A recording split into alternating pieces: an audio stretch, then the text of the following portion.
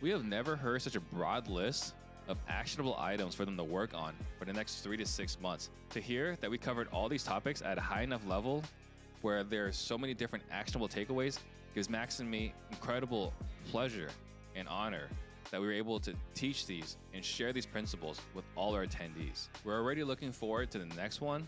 It's coming up in June. We're only going to take 20 people. So if there's something you're interested in, make sure you send me a message on Instagram, workshop, and we'll see if we can put you on that list. Money makes the world go round. I'm the talk around town. Remy gave me the sound. I need that Skrilla on the Rilla. I need that Skrilla on the Rilla. Money makes the world go round. Shout out to Steve Trang. Jump on the Steve Trang. We real estate disruptors. Hey everybody, thank you for joining us for today's special episode of Real Estate Disruptors. Today we have Chris Naugle with Money Multiplier, and we're going to be talking about becoming your own bank. If this is your first time tuning in, I am Steve Trang, sales trainer, and every month we help hundreds of people buy more houses at deeper margins. If you want more information about that, DM me the word sales. And I am on a mission to create 100 millionaires, and the information on this podcast alone is enough to help you become a millionaire in the next 5 to 7 years. If you will take consistent action, you will become one. And this show is brought to you by InvestorLift. Get access to over 2 million cash buyers across the country. Go to InvestorLift.com, put in Disruptors to get 10% off. And if you get value today, please tag a friend below. Share this episode right now. That way we can all grow together. And we are hiring. So if you're interested in working with us, please go to Disruptors.com/hiring and be on the lookout for our new Discord channel. So, Chris, we're talking about becoming your own bank. So first of all, thank you for coming out here. Oh, thanks for having me again. Oh, absolutely. So we're talking about becoming your own bank. So you were on our show about, I want to say a year and a half, 2 years ago. And it was a big hit, and we opened a lot of eyes. We talked about Nelson Nash, and what was the title of the book? Becoming Your Own Bank. Becoming Your Own Bank. And we talked about infinite banking, and I think we blew a lot of minds. So I want to talk to you about what's changed in the last year or two, because if there's anything that's consistent, is that things will change. That's true. What has changed since you were last on the show? So since the last time, I would say the biggest change is how we use the plans. You know, that would be the biggest thing. We've evolved the concept. We've evolved the way that the money can be used and the whole become your own banker. But the other thing that changed is this administration and the government changed some rules. There was the rule called 7702. This current administration? This one right now. Okay. Just went into effect for January 1st. And 7702... Very recent. Yeah. Well, actually the insurance companies adopted it in November, but what it did, and it was needed, it took the guaranteed levels for these mutually owned insurance companies and it allowed them to reduce the guaranteed level, which at first we were really scared. We're like, oh my gosh, what's this going to mean for what we do? You know, we went from a 4% guarantee, now we're down, you know, they could go as low as 2. So as it was evolving, we were planning and preparing and trying to figure out how do we get around this. And actually what happened when we got the new plan designs, when the companies released it to us, it was actually a blessing. It's kind of weird. Like, it lowers the guaranteed rate, but lowering the guaranteed rate didn't change the overall return the client gets because all the insurance companies did is adjusted the dividends. So by lowering the guarantee, 2 other things happened that we didn't expect. First off, the MEC rules, which, not to get complicated, but it's the IRS. The IRS basically, making it difficult to put a lot of money into these. Right. That limit just bumped up. So now to design these plans, let's take a step back, right? Sure. So the MEC rule, right? Am I saying it right? MEC. The MEC rule. Just real quick, sure. Right? For someone to determine the formula for it, because I think it's important because it kind of determines how much you can invest in your own bank. Just real quick, layman's terms, what is the MEC rule? It's easy. So it's called the MEC 7-pay, or the Modified Endowment Contract 7-pay rule. All it says is for 7 years, the IRS is going to look at how much money you're going to put into your premium deposits, into the policy. And based on that, they're going to determine how much death benefit you have to have in the policy. Now remember, the one thing that hurts us is the death benefit, because the more death benefit we need, the more cost that puts, and we call it drag. When they change this rule now, we need less death benefit to run more money into the policies.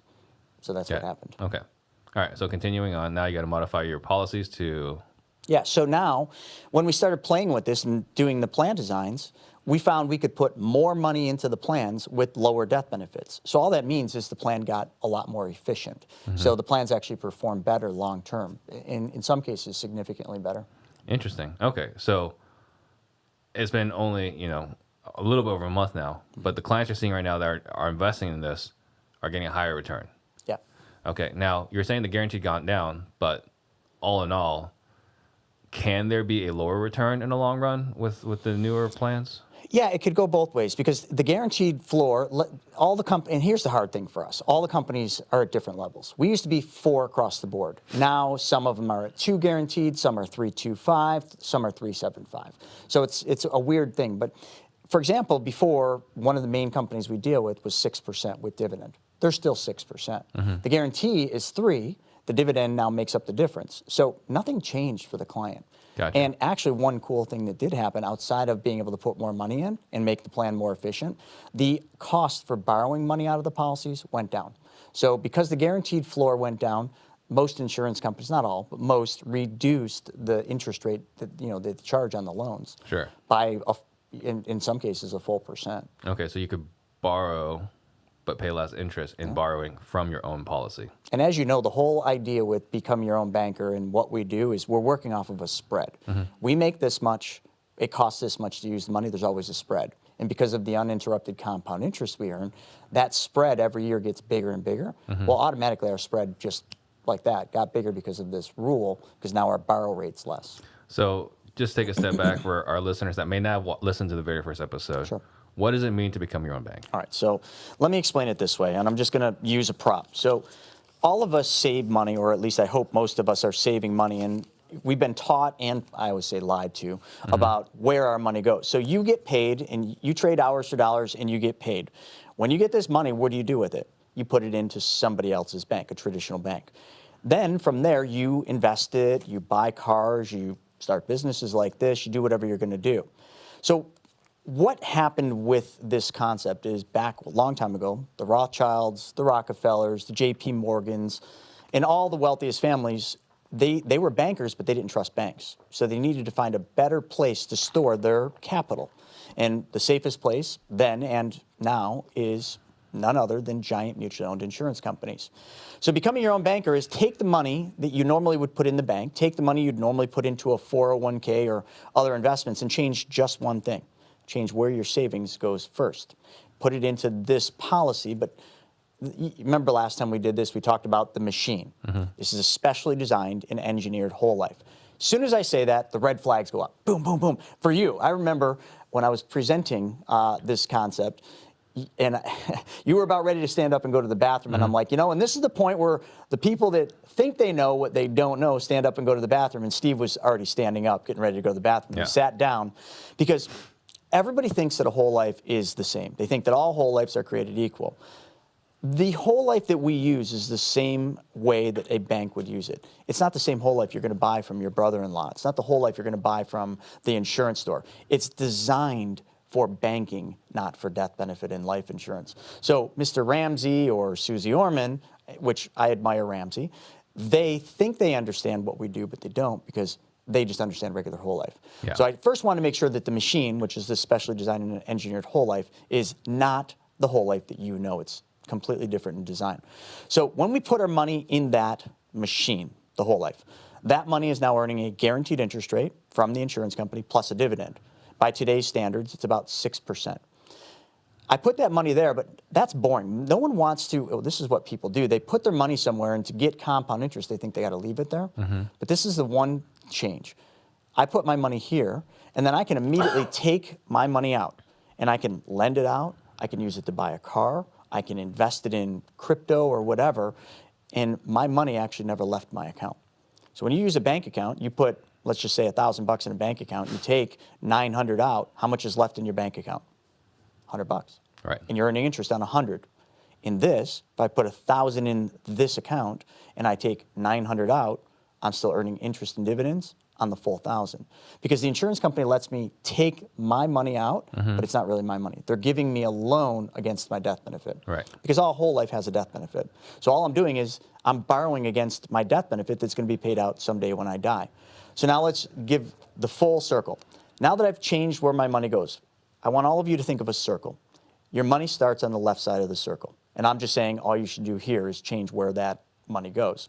Then your money's going to move over to the other side of the circle, which are going to be the things you buy, the things you invest in, just wherever your money's going to go. We're going to do that same thing, but we're now doing it with our bank, where our money starts. And when it's over here, let's go simple, right? Debt. Most people have credit card debt or some type of debt. So every month you're making a monthly payment. So out of this, I've got, $155. I'm just using it as an example. Let's just say $5 every month right now you're paying to Visa, and Visa's charging you 20%. So every month you're losing the equivalent of whatever that interest is to Visa. So let's say I took my money from my bank, I move it over here and I pay off Visa. Now remember, my money never left, so I'm still earning uninterrupted compound interest. But I just paid Visa off. But I'm not going to stop there because I've only finished half the circle. I'm now going to take the $5 that I used to give every single month to Visa, which was the interest I paid them, and I'm going to move it around the bottom part of the circle, and I'm going to repay my bank. So the difference here is you now just recaptured the equivalent of making whatever you're paying Visa or Amex or Discover. In this case, let's just call it 20%. That $5 represents 20% that used to leave my household forever. Now that 20% is landing back in my bank. If that works for debt, what else does it work for? It works for cars, works for planes. I mean, my business partner bought a plane using this. Instead of financing it through a bank, his bank financed it. We today use a lot of this for real estate. We take money from our banking systems. We then lend it out to other real estate investors that need money. We charge anywhere between 8 and 12%. And then we take the interest and we circle back over here. It's all the same thing you're doing now. Becoming your own bank is the exact same thing you're doing right now. You're just changing who is holding your capital. And by that one change, you tap into what Albert Einstein calls the eighth wonder of the world, and that's compound interest. I think there's a lot of bad PR behind this, right? For sure. Excuse me. I don't know what's going on. But I think part of it too as well is that insurance companies pay a very high commission. If you talk about if you're in the insurance world and you sell car insurance, right? You wouldn't sell health insurance, but you would sell life insurance, you would sell rental insurance, right? Home owner insurance, whatever, all these policies they sell.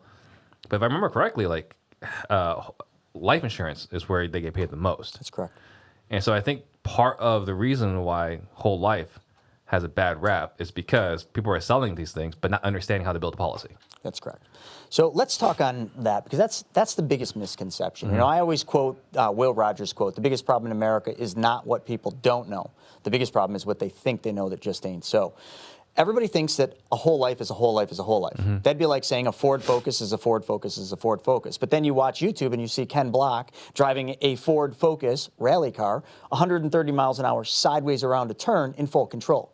You're going to tell me that that's the same Ford Focus? No, his rally car was designed and engineered to do that task. Right. These policies are designed for banking. So when you get to commissions, I will be the first one to tell you a regular whole life policy. Let's use 10 grand. Let's say you started a policy with your regular life insurance agent and you put $10,000 in it because you saw this podcast. You're like, oh my God, that's awesome. Hey, Jim, I need one of those whole lives. And he says, great. How much you want to do? 10 grand. And you put 10 grand in. He's going to make between $5,500 and depending on how far up the food chain he is, he could be making $9,000. Man, that's a good day in the office, isn't it? Great day in the office. And you know what happens? You have no money. Right. You have no money to use year one, no money to use year two. So how do we change that? When we design these, remember I said we're going to flip it. We're going to design it backwards. We're going to put the lowest death benefit so that you have the highest money. Now, I design your policy the right way for banking. You give me $10,000. I make a commission of $387 to $438. And we've done the math so many times on this. That's going to be the range. So we're going to make, let's say, under $500. But the other guy made $5,500 to $9,000. Who do you think wins in that equation? I do, yes. You now have access to 80 to 90% of your money immediately because I took a drastic cut in my commission. The cut is 60 to 90% depending on the design. Right. So when we design these, you got to remember that's how they're designed. So who's designing is really critical. Oh, it's imperative that you find somebody that's going to do it the right way and design it around your needs and goals, because if they don't, there's only one thing that happens is they make more money and you have less. Right. And I'm not opposed to them making more money. Yeah, well. But not at my cost. Exactly. Yeah. Okay, so you got a lot of buddies on Wall Street. I know we've talked before, privately, offline, and so on. What are they making right now on this? What are this our take right now? Because this World seems kind of crazy. There's a lot of hesitation. Some people are bullish, some people are bearish. All indication is everything is awesome, but it seems like people are keeping their money more. So we're getting a lot of mixed signals right now. So what are your buddies on Wall Street telling you? What are they seeing on the inside? Wow, we're gonna go down the rabbit hole. It's not a rabbit hole. It's just a question about Wall Street. It's a good one. I will tell you right now, and you can look at the biggest hedge funds out there. And I work with many hedge funds. I work with the people in the dark pools. But let's say Wall Street people. Then let's talk about economists, leading economists, and then let's just talk about analysts. Okay, there's three Should economists different people. really be an industry? I mean, I kind of feel like that's just one of the. It's like a sports announcer who's like, for sure the Bengals are going to win this game, and the other side is like, for sure the Rams are going to win this game, and like no matter who's right and who's wrong, they're still employed. That's how I feel about economists. But anyway, economists are interesting. We got to kind of take all the economists and just kind of listen to them and find one commonality of what they're saying, and they are all saying the same thing. Oh, one saying gold, one saying treasury bonds, but we can boil it down. So here's the thing. I will tell you firsthand. The big guys in Wall Street, the big money, the hedge funds, and the Warren Buffetts of the world, they are selling and they are sitting on cash or extremely conservative assets. Like a lot of them are sitting on treasury bonds, like the insurance companies are flushed with treasury bonds. They know what's coming. Ray Dalio's of the world. I mean, if anyone's not watching or listening to Ray Dalio, he may be one of the smartest minds in the Wall Street world. He runs the largest hedge fund in the world, so he knows a thing or two. And everything comes down to cycles. All markets have seasons and cycles. There are three definitive cycles we need to look at. There's the short-term debt cycle. We've all lived through that. 2008, well, you can go back to the dot-com, then 2008. You can see those cycles. They're anywhere between 5 and 8 years. This one clearly is pushed, but we can get into why, and you guys can all see that. Then there's the big one, and this is the most important one that you have to look at. It's the long-term debt cycle. The long-term debt cycle is 75 to 100 years. The only starting place you can start from for the long-term debt cycle is 1933. We can push it to 1930 to make it simple, right? At the start of the Great Depression. Why? Because this is when everything changed. It's when the Fed all of a sudden started printing money. It's when everything mimicked and looked just like it does today.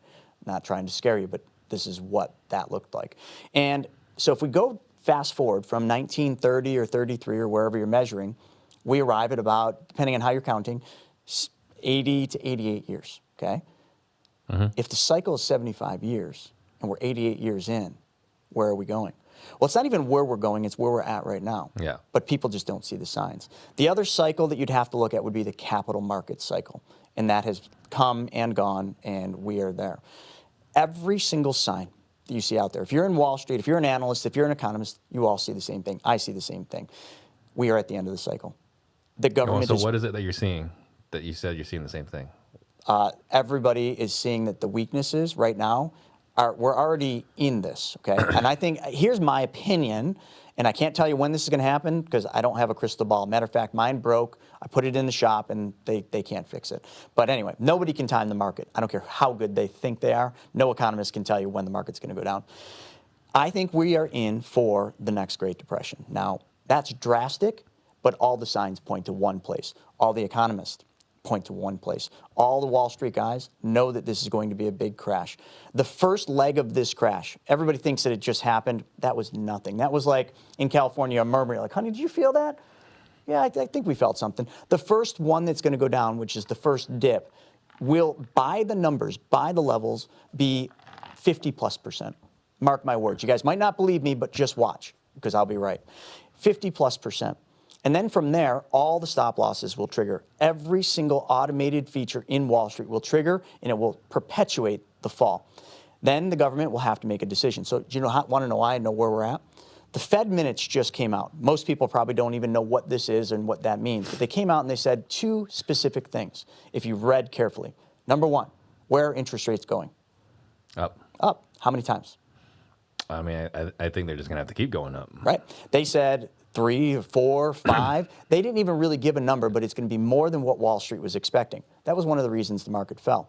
But everybody's like, yeah, but interest rates have to go up. The market's overheating. Look at inflation. We're almost at hyperinflation, or we are, whatever way you want to look at it. So inflation's going up. The Fed has to raise interest rates to curb this inflation. True statement. But also, why else? What's the hidden reason why the Fed's raising interest rates? Couldn't tell you. Let's go back a year and a half ago when we did that last podcast. What just happened then? COVID. And when COVID hit, what happened to the markets? Well, it was supposed to go down.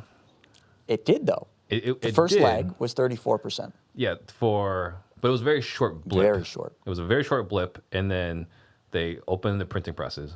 What else did they do? There was a lever they pulled. I mean, there was all the stimulus money.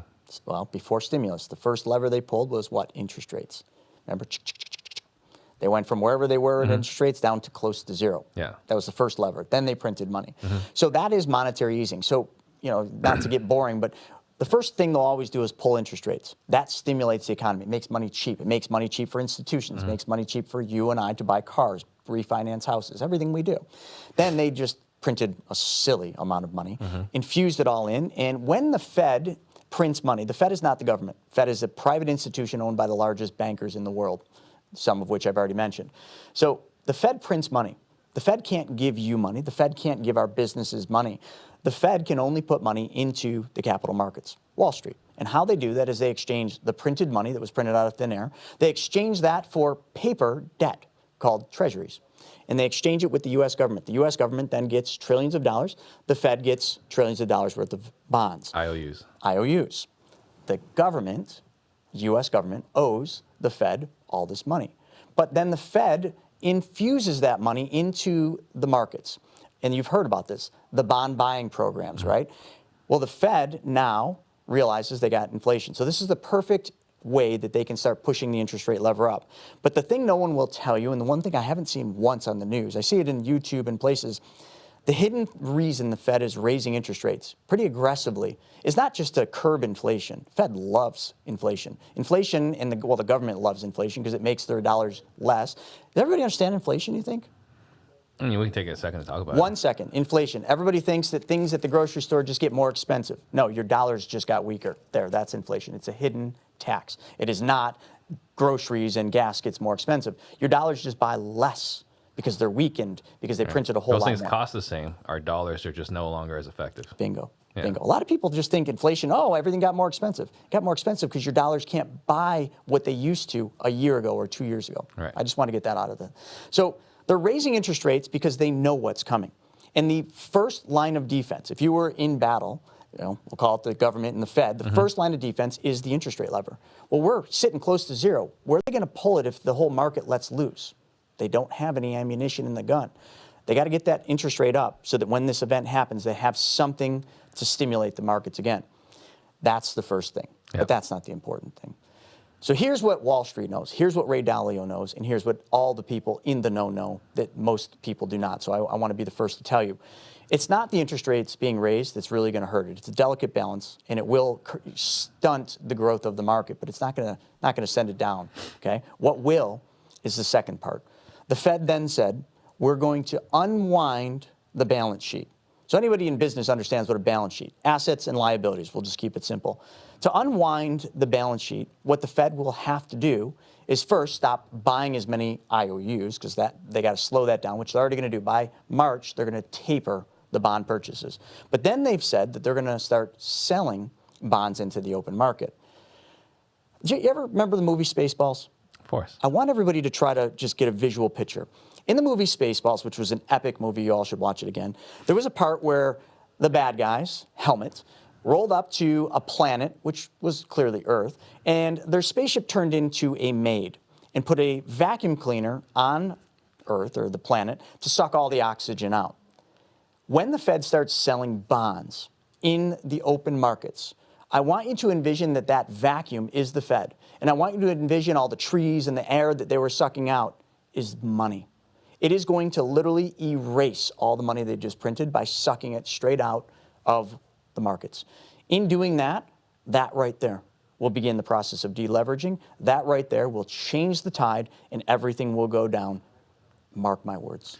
So explain to me how unleashing bonds into the open market causes the money to get sucked out of the economy. Well, they're going to sell the bonds in the open market because bonds are one of the most liquid assets you can ever own. A treasury bond, hands down, is the most desirable and liquid asset because whether you think or don't think the United States is still the greatest country on earth and we still, take precedence, our dollars, these things are still the reserve currency. These are still what oil is traded in. This is the almighty. We are the nicest house in a really crappy neighborhood. So therefore, every country wants our bonds. Everyone else wants our bonds. Well, except for most people here. They're like, I don't want those governments doing this. But so releasing the bonds, selling them. selling the bonds. They're going to sell them to you and I and everybody else that wants to buy them. In selling them, We're taking money, giving them the money. it's an exchange. It's an Got it. IOU. They're going to sell it in the market. They're not going to sell it. They're not going to get paid by the government because the government has a long time. They're not going to pay it. They're going to pay it with weaker, deflated dollars. But by selling them in the market, the Fed gets all the money, starts reducing that off the balance sheet. Gotcha. But all the money comes out of the markets, which is where it's all at. Right now, the reason so many people feel rich and they feel like they've got a lot of money is because we're in that period of the cycle. Of course it's supposed to feel like this. It's felt like this every other period of time in history back to where I've studied 1500s. It's always been like this. This is where money's easy. Money's cheap. Everybody feels rich.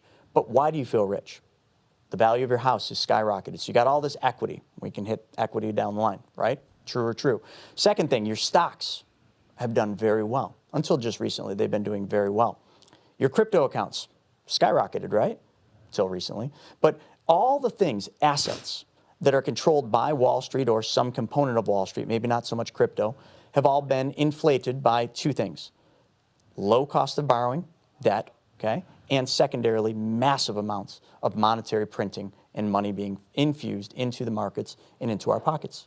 Quite honestly, like money has been very easy to get. Yeah. Banks are flushed with money. They just need to move it because banks, just like our banking system, the number one thing we have to do is move money. If we're not moving money, money is dying. Right. So they sell a bunch of bonds. They're sucking money out. They're not trying to suck money out, but that's the But that's gonna be the effect. that's the effect. Gotcha. Because I'm I'm thinking trying right to keep now. this super simple and high level. I mean, it can get very complicated very quick. Sure. So I mean, because I'm thinking, right, we're talking like the big, funds. You got Vanguard, you got BlackRock, whatever, and they're basically they're like at the craps table. They've got their chips and everything, everywhere, Everything. right? I mean, like they've got large percentages of every hedge fund and every iBuyer out there. Bingo. So they own all these houses. So as your speculation, your suspicion that once this happens with them selling all the bonds, everything's going to crash. This is including the real estate market? That's a great question. I would say yes, real estate's going to crash. But let's define crash. Is it going to be 2008 all over? No. Depends on what economist you listen to. But I think real estate will pull back just because money will get more expensive. Demand will weaken on it because it costs more to do it. And there won't be as much money in the system for people to just throw it around and pay cash for houses. Somebody just the other day told me, have you had this happen out here? They made an offer on a house. And the other agent calls back and says, hey, listen, we got your offer, but nothing, you didn't write in a price or terms. And the person says, yeah, put in whatever your number is, put in whatever your terms are, we're a cash buyer. Listen, that's just insane. Yes. But we there's an agent in our office that does that. great. There we go. He works with Proof. he works with hedge funds. Okay, now let's talk about who the buyers are. Is it really little Miss Mary who's buying her dream house? No. No. It's hedge funds, folks. It's BlackRock. It's Blackstone. We already know what happened to Zillow, but Zillow was an ant in a world, just in a whole world. They were an ant. That was the size of them. Yeah, because even though they're $1 billion company or a unicorn, maybe $9 billion company, they're still Dude, a that's smaller peanuts. player. Everybody thinks that's a lot of money, but that is, in the grand scheme of a hedge For fund. you and me, it's a lot of money. Oh, it's a significant amount. for a I'm not hedge discounting fund, that. For a hedge fund, They're it's like this big. they're just a small percentage of your balance sheet. Right. So we really got to look at the two that were in the news, BlackRock, which is the almighty, and Blackstone. So they are buying real estate. And a lot of people are like, why are these iBuyers, BlackRock, Blackstone, hedge funds, buying all this real estate? We already talked about this. They have analysts. They have economists. They know what's coming. So they've gotten not most, but a lot of their money out of the markets. That money can't just sit in cash. They understand inflation, so they got to move that money, and they got to put that money into an asset that's going to generate a return for their investors. What better asset is there than real estate? And even though they're overpaying for the real estate, it doesn't matter. It's not their money. It's the investors' money. And the investors' money, they really only have to return maybe 3%. So BlackRock and Blackstone are buying all these houses, neighborhoods. I mean, just blocks. I mean, it's going to get worse. They're doing it, and then they're renting those houses, turning on a cash flow. And on their balance sheet, the appraisal's the almighty. That's the value. So from a balance sheet standpoint of a hedge fund, man, they're looking pretty good. You know, it's fascinating because I got a chance to listen to some of these hedge funds talking about, their process and buying and their future. And like they're saying, like, you can't compete against us because you, if you're financing it, have to base off sold comps for the last 6 months, right? If you're a cash buyer, great, right? If you're a flipper, fantastic. But you need to make a profit in 3 months. So you have to pay what you think this can sell for in 3 months. But they're here for the next 5 to 10 years.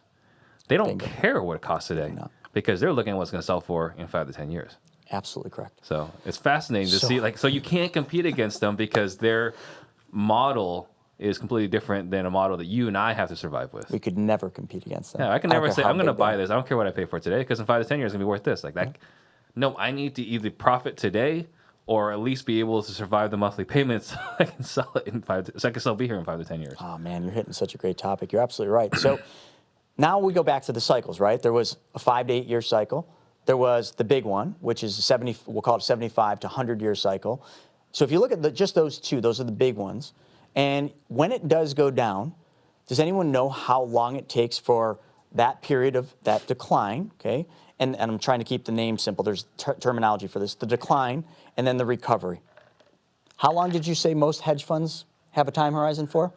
5 to 10 years. Wouldn't it be funny if you did the research and found out that cycle is 10 years? Yeah, I was going to say that. I think the Great Depression was like 7 or 8 years. That was 8 years. Yeah. 8 years. But it was actually 10 if you really wanted to get back to where you were. Yeah. So there you go. Hedge funds don't care. They will cash flow that thing just like all of us do with rentals. They will cash flow that entire thing through those 10 years, make money, pay their investors, laugh at everybody else. They appreciate the asset. Yep. And they got the balance sheet item. Boom. They already locked it in. So they're good. And they will continue to do this. The thing that most people don't know, unless you really read, a lot of those two hedge funds I mentioned, I'm sure there's others, have federally insured monies that they're using to the tune of trillions of dollars. They printed a lot of money. That's what's frustrating, right? Yeah. Again, you and I, we can't play with this business model. And if we lose, we lose. Yes. They can not only play with this business model, but they got their big brother in their pocket that they can always call for a lifeline. 100%. Totally unfair. They're at the top, folks. Yeah. We are way down here, and they have, they're the puppeteers. Yeah. So you're saying Ray Dalio, I love him, is got all his money in, you said bonds and what? So, if you really want to look at Ray Dalio, go to economicprinciples.org. Okay, he's got a great thing. He's got all of his white papers. You won't read them all, but I have. He also, if you Google Ray Dalio's portfolio suggestion, it's interesting. I've been following his portfolio suggestions for years now.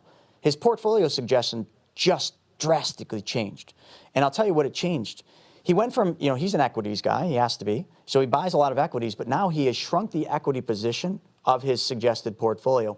And now his bond position for long-term bonds, which are U.S. Treasury bonds, okay? Long-term Treasury bonds, if I'm not mistaken, and I might be off a couple of percent, is 40%. But then he has another column, another little piece on the pie chart that is intermediate term bonds. This would be like 10-year bonds, 10-year Treasury bonds. And I believe that's 15%. So his portfolio suggestion, this is a hedge fund, equity-based hedge fund, just went from being heavy equities, alternatives, and other asset classes to now being 55% in long-term treasuries and intermediate-term bonds. I don't care what you think about treasuries. Sometimes you just got to be smart enough to follow the big guys. And I can tell you exactly why and what that is if we want to get into why treasuries are. Yeah. So treasury bonds are IOUs, guaranteed by the U.S. government. So the first thing to understand is who wants treasury bonds because they pay crap interest. Because a bond is nothing more than an IOU. The Fed prints money, trades that money to the U.S. government in exchange for, let's just say, a 30-year Treasury bond. That 30-year Treasury bond might have a yield, or they call it a coupon, which is the interest that you're going to pay you, me, or anyone else, of 2%. I'm just using simple numbers here, folks. Might be 1.8, might be 2.2. 2%. That's the staple. You're going to make 2%. How many of you would be really excited making 2% on your money right now when inflation's 7%? Not excited at all. Right, not at all. So if you went to your financial advisor and you said, hey, listen, I just heard this guy on this podcast. He said we should load up on treasury bonds. And your advisor would say, That's the stupidest thing I ever heard, which surprises me because, as you know, I spent 16 years in Wall Street at a very high level. And number one thing you will learn when you become a stockbroker, quote unquote, the Series 7 exam, is you will learn the inverse relationship of bonds to interest rates. It's kind of funny. We're going on a journey here. So Treasury bonds, or any bond for that matter, has an inverse relationship to interest rates. Draw an X. On one line is interest rates. Right now, where are interest rates going? Up. Up. So on one line, you got interest rates going up. On the other side of the X, you have an arrow going down, which is price. When interest rates go up, the price of bonds goes down. It's always been like this. It's just, that's how it is. So right now, we know interest rates are going up. No ifs, ands, or buts about it. Interest rates are going up, which means the price of bonds are going to go down. Now let's talk Warren Buffett for one quick second. What is the number one thing Warren Buffett says to all investors? But how do you not lose money? That's 3. Buy low. Buy low. Sell high. Buy low, sell high. So right now, wouldn't you want to take your money and buy an asset class that's going down? Well, you would. And institutions know this, and so does Ray Dalio, and so do insurance companies. So when interest rates are going up, people are buying treasury bonds because that's the smart thing to do. But what's the next thing that happens?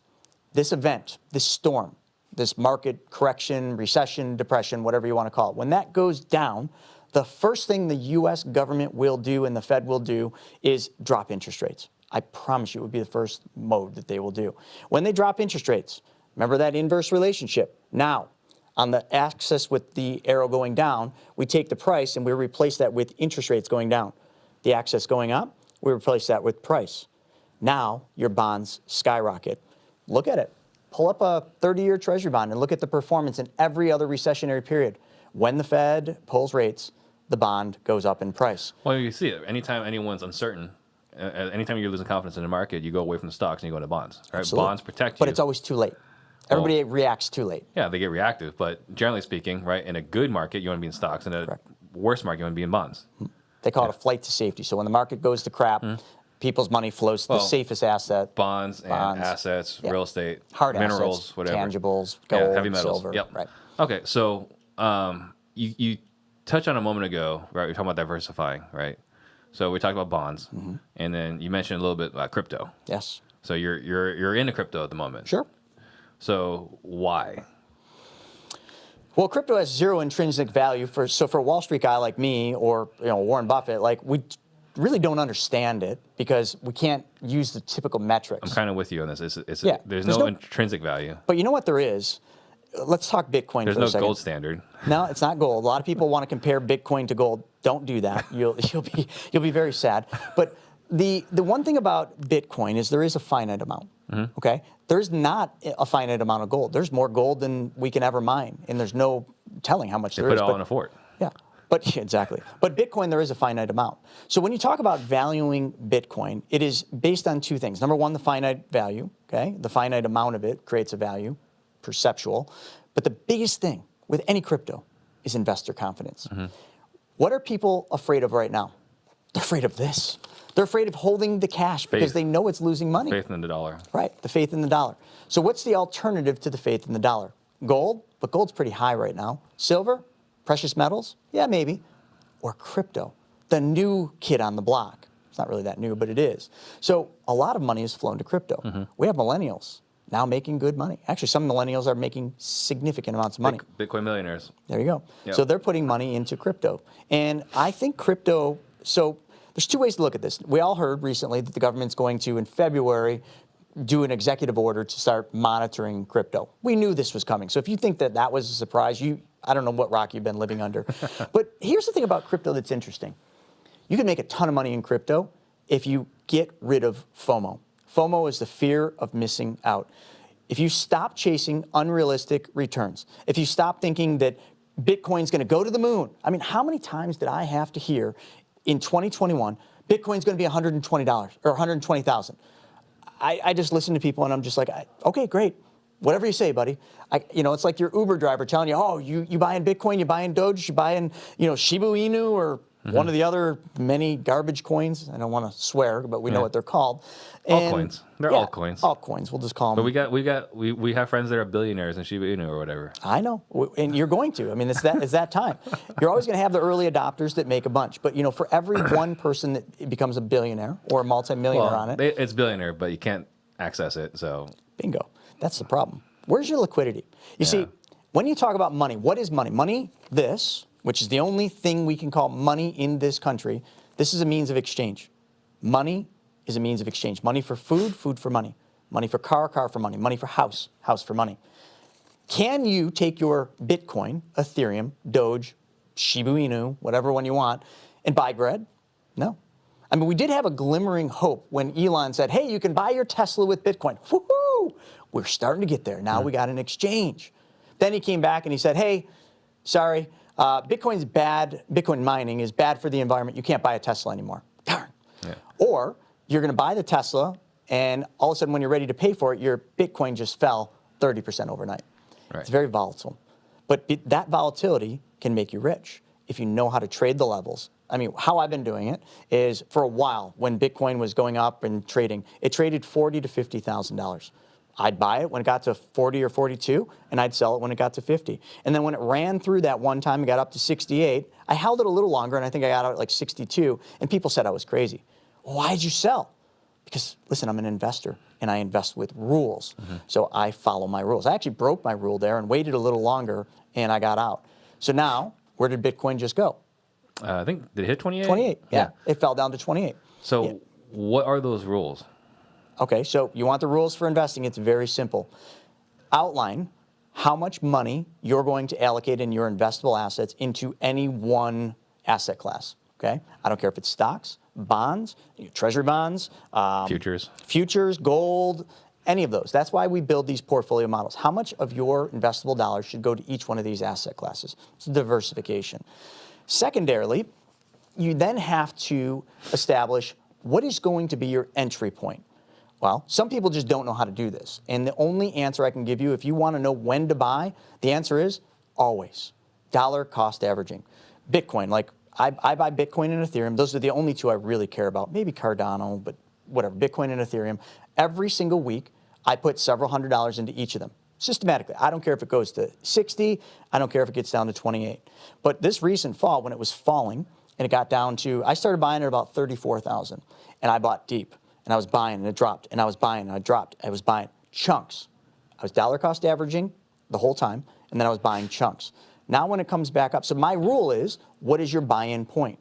Well, my buy-in point was actually 20,000, because I think we will test 20 to 23 based on the resistance levels. And I figured, all right, we might not get that low this time, so I started buying heavily. But you know what I will do? We're now, I think, about 40, maybe even approaching a little more. I was looking at it earlier.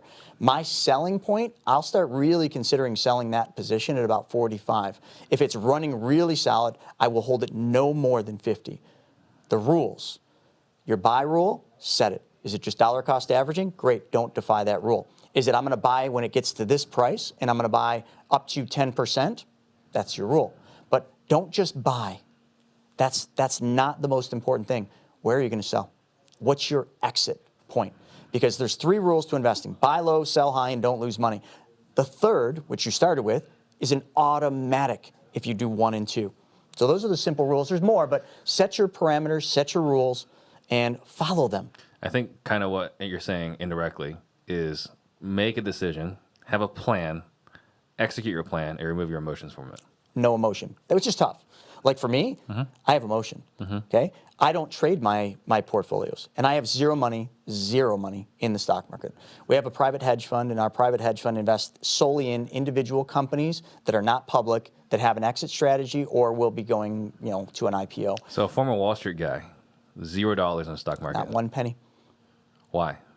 Because I know what's coming. Because what you're seeing right now. So last year, did you have money in the stock market? Very little, but I have a trader, so a full-time trader's named Sodi. He was trading, but we would trade options, and we would trade options intraday, meaning during the day. When the market opened, we would trade, and when the market closed, we were already out of the position. We never wanted to hold overnight, and then we started holding overnight a little bit, but we were hedged. So we would not getting into it, but if the market tanked overnight, we had a hedge, almost like a position that would make money if it went low, and we did that. So it's fascinating. Yeah. So it's just for someone that's former Wall Street, like did really well in Wall Street to say, I have $0 in the stock market. None. I mean, that's great, right? Because we're predominantly a real estate show, so I appreciate that. Yeah. So I think people that are putting money in stocks right now, you might hate me for this, but I think you're absolutely foolish and stupid. There, I said it. You can hate me all you want, but we'll see who's right later. Yeah. Well, I mean, the good thing is you are absolutely paying attention to it, right? So not only are you training it, previously certified, but you're actively researching because it's something you're passionate about. Correct. So respect you a lot more than I would any other economist. I read all the economists. I get through their nonsense. Oh, this guy's so heavy on this guy's on that. You just got to find the commonality in economists. Yeah, but I just treat them just like weathermen and sportscasters. That's all they are. Yeah. That's all they are. So your point, though, about crypto and like having no intrinsic value, because that's something that I've been struggling with, right? Like, what are we comparing this to? Like, I mean, the only good thing about it is that, it's unattached to anything else, except a couple of weeks ago, when everything else was tanking, it went along with it. And it's supposed to be decoupled. It's supposed to be decoupled. It's supposed to be unrelated to it. But it certainly didn't act that way. Investor confidence. Yeah. When the markets are going up, investor confidence is up. When Bitcoin going to 50 and it's running, FOMO kicks in. Investor confidence goes through the roof. They pile money in. When it's going down, people get scared. Fear kicks in. They sell. But I thought it would have been buy. more like a bond, right? Where like you move money from stocks to bonds and bonds to stocks. I thought it would be like stocks to crypto, crypto to stocks. But it was like everyone was just liquidating at the same time. It is interesting because I would have sided with you several years ago saying, hey, this is, they call it a non-correlated asset. This is Bitcoin and Ethereum, because I'm only talking about those two, are non-correlated to the markets because they should be. They're decentralized. They hold a different set of values. So why is it that they're trending almost exactly with the markets? Then you got to ask a question, are the markets following crypto or is crypto following the markets? I mean, the markets are much bigger than crypto. Crypto's a tiny little, piece of it, but you do have to ask that question. So another thing that's interesting, and I'm seeing,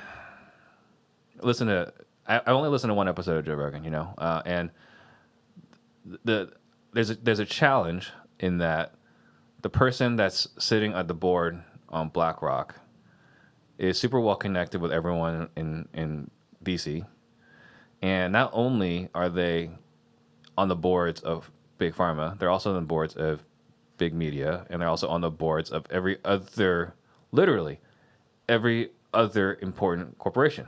Yes. So they kind of control everything and the government, right? They're all in the same spot. So, looking at crypto is decentralized. And so that is generally, if you're a small market or a free market economist or believe in capitalism and federalism and so on, this is a great thing. However, I'm wondering how far we can go, because could this not, if we're gonna decentralize everything, like right now we're seeing these people in Africa, the Philippines, they're making money in the NFT world, right? And they're just playing games and they're making money. They're making more money playing games because there's a play to earn online than they ever make farming, than they ever do working hard labor. So I'm wondering how far we want to go with this decentralization, where we want no government involvement. Because that's, as a libertarian, that's generally what I want. But how far do we want to allow this decentralization to go? So when we got back to the cycles, in the cycles can also tell a big story about empires. You can go back to the Roman Empire, you can go back to UK, you can go to Spain, you can go to China. All empires have a rise, they have a top, and they have a fall. I don't want to agree with this. I still think the United States of America is the greatest country on earth, the land of the free, or not so much anymore, but we are still the greatest country on earth. And it would sadden me to think that we're not going to be the world power anymore. It's scary to see what's going on with this stupid Russian roulette with Russia. Now, Putin's he's a bad dude, man. I wouldn't want to monkey with him. But it's kind of like he's sitting on the border just being like, here you go, Biden. See that? Put my foot over. Come on. It's scary, or is it planned? Then you got to really say, is this part of the show? Mm-hmm. Because wars create money for the central banks. Yeah. Because the central banks, the Rothschilds, the Rockefellers, fund wars. Right.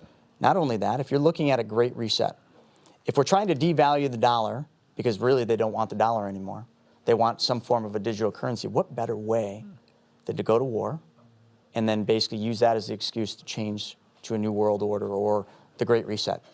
Listen, I know this is far-fetched stuff, and I don't want to get too deep into it, but as of right now, the U.S. dollar is still a reserve currency. It is still the most powerful currency, and the United States is still the most powerful country. And I think we can enjoy that while it's here, but the crypto side of things, how far are we going to push that? I think what you're going to see is something very much like China with this new executive order. I don't think they're going to, I hope they don't ban mining, but they could. Mm-hmm. They're definitely going to put regulation because crypto's like the wild, wild west. Yes, you're supposed to pay tax, but there's wallets where they can't track. It is absolutely, undeniably the number one way money is being moved in the black markets, in the cartels, dark web, whatever you want to call it. So that's what they're trying to stop. But to do that, they will probably have to do the same with Bitcoin. And again, I'm only talking Bitcoin now because it's the big dog. They're going to have to do the same with Bitcoin that they did with gold. They're going to have to pretty much make it illegal to own and then say you have to hand in your Bitcoin and we will then give you this new digital currency. And a lot of people years ago would say that's impossible. It'll never happen. It just happened in China. It just happened. Did it? So pretty much. I mean, they pretty much banned it, and now they've created their own digital currency, and they're trying to create means of exchange by allowing people to buy food. I just saw this. Now, here's the hard part is what you read in the news I don't watch, but in the media, we'll call it, what's true and what's not anymore. That's the hardest thing. Well, it was really fascinating, and this is definitely, something that may not be an exciting topic for the listeners, but, one of the ladies they were nominating to be part of the Federal Reserve was someone that promoted we should close all private banks. It's like, man, that's a scary thought. Like, this is a person that could be an important person in banking. And she says there should be no private banks, that the government we should all have There's always going to be one, which is going to be the central banks. Yeah, it's kind of crazy. So I do want to talk about the 6 laws of wealth. Okay. So you're talking about, you got a baby. She's like 2 now? She's 20 months old. 20. So almost. Almost 2. So remember, when you brought her home, so you're wanting to teach her the laws of wealth and her to avoid the big lie. Right. So what are you hoping to teach her? All right. So one of the biggest gifts I can give is the gift of knowledge to my daughter. But in a crazy world like this, you can't just use speculation or opinion or a lot of this stuff we're talking about. You have to get down to the core laws. And the same laws, whether there's 6 or 10, depending on what you determine as a law, the same laws of wealth have been in effect all the way back before Christ. I mean, you can read the book, The Richest Man in Babylon, and you can see that these laws I'm going to tell you are the same. So I decided to write a book, and I've started it. We've got the manuscript partially done, and this book is going to be written in a third person. It's going to be about a father. It's someone telling a story of a father telling his daughter bedtime stories. And each one of these stories is about a fictional character who basically disregarded one of the 6 laws of wealth, and it goes 1 through 6, and the impact of what happened because they didn't follow the laws. By the 6th law, when that father's telling the story to his daughter, and his daughter at this point is a little bit older, so she kind of has heard stories about her dad. She says to her father, she says, "Dad, I love this. I'm learning so much. But all these stories that you're talking about and all these people, they all sound like things I've heard that happened in your life." Mm-hmm. And she finds out that every one of these stories was her father's story of the failures he's had because he didn't follow the 6 laws of wealth. And at the end, when she masters the 6 laws of wealth and the 10 rules of prosperity, the father gives her a piece of paper that has a picture of a key. And she's seen the key because the key's on his keychain, and she's always admired it because it's a pretty key. And he hands her that key at that very moment. That key is the key to the inheritance. At that point, my daughter will have learned and mastered those laws, and now she can inherit the fortunes. But the 6 laws, let's get it. They're very simple, and I'm just going to give you the top line. Law number 1 is a simple one. You must keep 1/10 of your gross income. keep is the same as save. But we make money, okay? We work for this and we make this, and then much of it leaves to somebody else. I'm only talking about what we keep, what you save. You must keep 1/10 of your gross income, not your net, your gross. Law number 2, one of the most important ones, and this gets back to the become your own banker. Your money must work for you. Your money cannot sit. Okay? We are the only people who have literally been taught to believe that we should park our money somewhere, give up control of it, put it in a bank, put it in a 401k, put it somewhere, and just leave it sit. And then we're going to be wealthy. We're going to be able to retire. We're going to have all this money. Absolutely false. Banks don't do that. Banks take your money, and do they put it in a little black box with your name on it? No. They move that money in those glass cubicles. They lend it out. Their money is constantly in motion. There's not a business in the world that doesn't keep their money in motion. Otherwise, they'd go out of business. We are the only ones that have been lied to put our money somewhere and just leave it sit. So law number 2 is your money must go to work for you. And when it goes to work for you, one additional thing, your money will produce offsprings. And those offsprings are in the form of interest, dividends, and gains. When you make interest, dividends, and gains on your money working for you, must send that back out to work as well. So that's law number 2. Law number 3 is the most violated law right now. And it is simply protect your wealth. Now, in real estate, how I would frame up real estate and how to protect your wealth, or if you're a lender lending on real estate, is Ricky Bobby in Talladega Nights. His father said, son, if you're not first, you're last. Well, the same is true with lending money, and the same is true with investing money. Be protected. Invest in things you know, like, and understand. Hey, listen, if you know, like, and understand crypto, invest in it. But if you don't. If you know, like, and understand NFTs or metaverse, great. Invest in it. If you don't, stay away from it.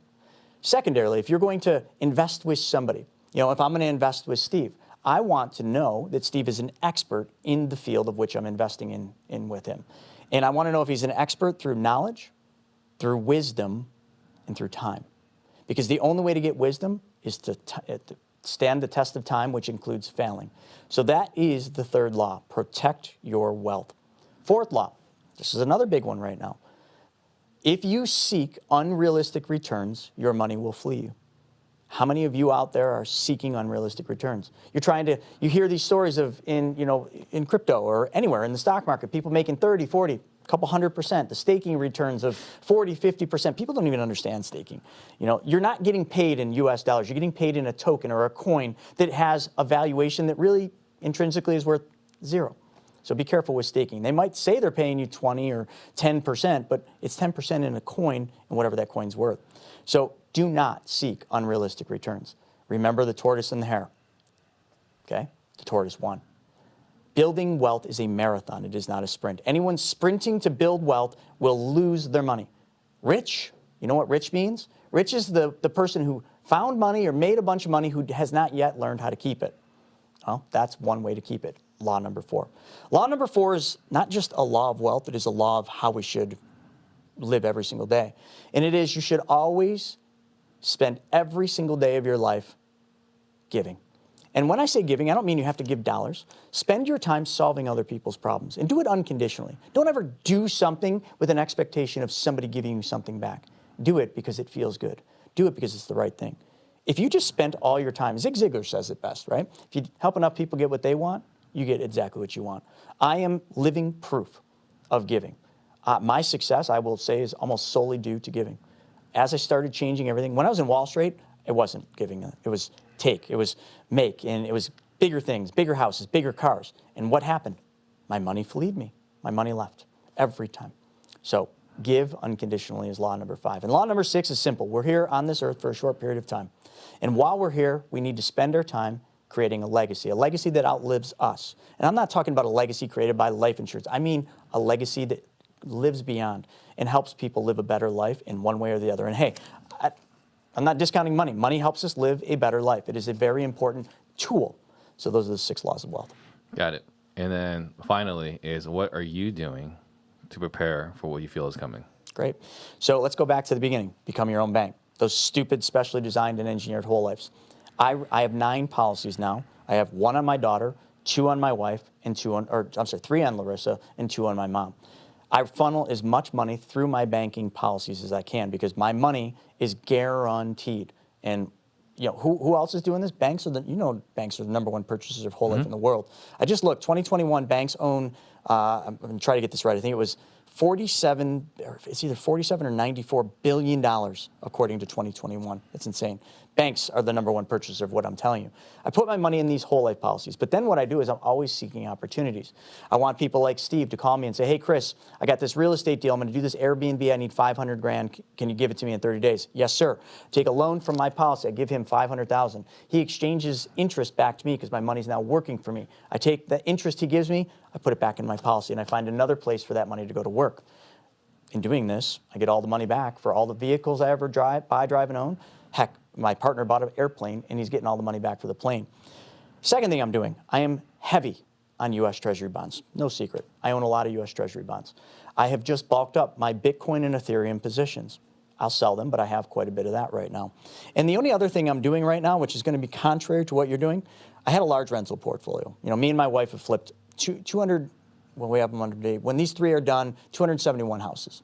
Right now, I'm selling all of my real estate, as much as I can. I won't be able to get rid of it all. But we went from 91 doors, and we're now down at, I think, 16 left. And I'll probably sell down to 13 because I don't think real estate's going to be this expensive for a very long time. So I'm taking the money off the table. And people are like, oh, you're crazy, you're paying taxes. I also firmly believe that taxes are at the lowest they will ever be for the rest of my life. So, Uncle Sam, thank you. Here's your money. Yeah. Okay, and that's what I'm doing. Fascinating. Yeah, you're one. I haven't heard a lot of people talking about selling their assets right now. But if you're betting, right, that we're going to experience this drop and then we're going to be back in 10 years, then taking your chips off the table is definitely right now the best move to make. It's hard for me to envision 10 years down the line. Hedge funds can do that, but for me, I don't know emotionally if I could handle a real estate dropping in price, even if I have rental, which is fine. A lot of people understand this. Rental will carry me, but I'd rather take the money off the table at what I think will be one of the better prices I'll ever get, and then redeploying that money back out in short-term loans. Because owning real estate's a pain in the butt. Through COVID, man, tenants, termites, toilets, sorry, I'm done. Might have been because you're in a blue state. Very much. I live in New York, for any of you that know. It's the worst state you can ever live in. Don't ask me why I'm there. And well, actually, you can. Family first. That's the only thing I'll tell you. Yeah, because in the red state, it wasn't nearly as painful. Not even all close. The red states versus all the blue states. Yeah. It was much better to have rental properties in the red states. I agree. If you're buying real estate here in Arizona, in let's use Florida, Texas, man, you're good. You're fine. You're good. You own real estate in my state, New York or California, the other ones, or anything anything touching the West Coast. Don't even get me started on California. That son of a pup is going down the tank. Yeah. So that's what I'm doing, and I'm redeploying that money out, or just keeping it moving through my banking policy, so that when the event does happen, it will single-handedly. Well, for anyone that's ready for this, it will single-handedly be the biggest opportunity of your lifetime. And I intend on being right there in the front row for this show. I mean, and that was my situation, right? Like in 2007 through 2009, 10, 11, being a realtor, like showing all these really stupid cheap homes. It's like, man, I wish I could buy these properties.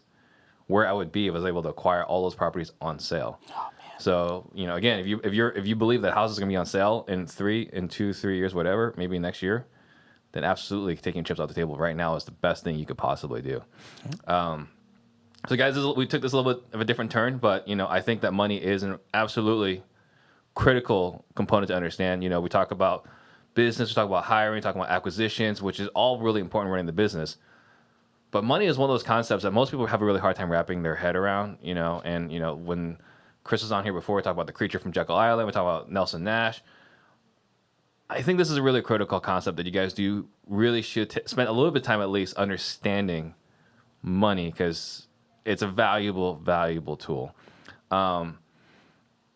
If someone wants to get a hold of, well, before we do, what are your last thoughts you want to leave the listeners with? And then we talked a lot about money. What are some last thoughts you want to leave the listeners with? It's very simple, folks. And it's not so much a thought, it's just, this is something you have to do. It's 2022. The number one thing you better start thinking about is taking back control of your money. And I know you think you're in control of your money, but you're not. If you're putting your money and keeping it in banks, you are not in control. COVID proved that. If you tried taking all your money out, you couldn't. If you're putting your money in 401ks, you are defying all the laws of wealth, because you're giving up your best dollars now to get paid back with weaker dollars. You're getting a tax deduction at the lowest tax rate to pay a higher tax later, and you lost control of all that money for all the years until you're 59 and a half. Take back control. Do what the wealthy do. I mean, look at, what did the banks do? What do big families do and big wealth do? I just told you. And I know you don't like the fact that it is a specially designed and engineered whole life. It's not an IUL. I promise you, banks aren't buying a single IUL. They're just selling them to you because they're high fees and big commissions. This is what you need to be doing, is control. Well, I love that you talk about control, because you talk about the 59 and a half years. And we don't think about it a lot, right? But your money is literally behind a cage. 100%. And if you want it, you have to pay a premium to get access to your money. Another thing, too, and we didn't talk about it so much today, but you're talking about, the money has to constantly be moving or else it's going to just suffocate, Yep. right? And so, like, the reason why, free market economists, libertarian, leave me alone kind of thing is the more government's involved, the more money they suck out of the economy, right? The less the government's involved, the more money is moving. And it's not so much that we don't want to pay much in taxes. Like, if everyone's doing really well, we actually pay a lot in taxes. Mm-hmm. It's a fantastic thing, right? But the more the government sucks money out of the market, there's less money that's moving, and less money that's moving, the less money we're making, taxes will be less.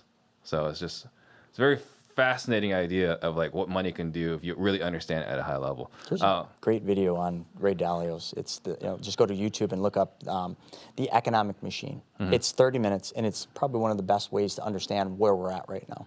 Got it. Economic Machine. The Economic Machine. Okay. So how can someone get a hold of you? So it's easy. I mean, all my stuff is free. So you can go to chrisnaugle.com. And the first thing I would urge you, if you even liked anything I said, there's a 90-minute video. You owe it to yourself to watch the 90-minute video. And after you do, jump on a call and we'll answer all your questions. So that's the first place, chrisnaugle.com. And YouTube and any social channel. I mean, I'm the Chris Naugle on every social channel. I put so much free content out every day. We have content going out. So get around the campfire, start learning how money really works. And the best thing, and I told you this day one, we're never trying to sell anything. We're trying to educate you to be in control of your money. Because if we do that and we can help you get there, we know we've helped save part of your financial future. And that's the best payday you can ever get. Absolutely. Now, you and I were talking before the cameras start, right, about whether you should invest in a screen like this. So comment, guys, if you think Chris should buy a screen like this, comment. I'll make sure he reads those messages. Yes, I do love it. It'd be probably a good investment. All right. Thank you so much. Thank you. Appreciate it. Absolutely. Thank you guys for watching.